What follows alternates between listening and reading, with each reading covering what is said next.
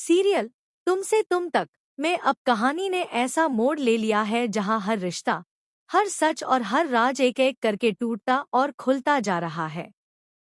जो बातें अब तक छुपी हुई थी वे धीरे धीरे सामने आ रही हैं और हर खुलासा दर्शकों को चौंका रहा है। अब कहानी के बीच में गायत्री का अतीत एक ऐसे तूफान की तरह सामने आ रहा है जिसने पूरे परिवार की जड़ों को हिलाकर रख दिया है। अब तक सबको यही लगता था कि गायत्री के सिर्फ दो ही बच्चे हैं, हर्षवर्धन और राजनंदिनी। लेकिन असली सच ने जैसे ही पर्दा उठाया, सबके होश उड़ गए। सच यह है कि गायत्री के दो नहीं, बल्कि तीन बच्चे थे।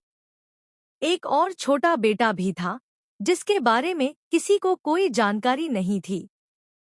वह बच्चा न तो परिवार के सामने रहा और न ही उसकी कोई सही पहचान किसी के पास थी। धीरे धीरे अब यह खुलासा हो रहा है कि वह छोटा बेटा कहीं गुमशुदा नहीं हुआ था, बल्कि उसके साथ कुछ ऐसा हुआ जिसे सुनकर किसी की भी रूह कांप जाए।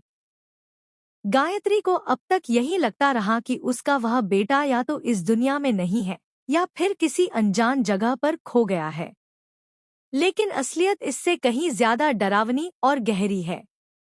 जैसे जैसे कहानी आगे बढ़ती है, एक बड़ा नाम सामने आता है, आर्यवर्धन, जिसे राजीव भाटिया भी कहा जाता है। अब तक लोग उसे एक बदल चुके इंसान के रूप में देख रहे थे, लेकिन उसके अतीत के काले सच एक एक करके सामने आने लगे हैं। यह खुलासा होता है कि जब आर्यवर्धन दिल्ली में नया नया आया था, तब उसने कई ऐसे खतरनाक काम किए थे जिनकी वजह से कई जिंदगियां बदल गईं और कई रिश्ते हमेशा के लिए टूट गए।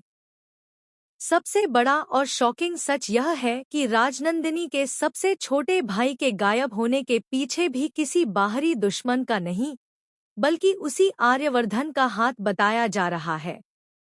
कहा जा रहा है कि उस छोटे बच्चे को इसलिए रास्ते से हटा दिया गया क्योंकि उसे कुछ ऐसे राज पता चल चुके थे जो अगर सामने आ जाते तो पूरा खेल बिगड़ सकता था।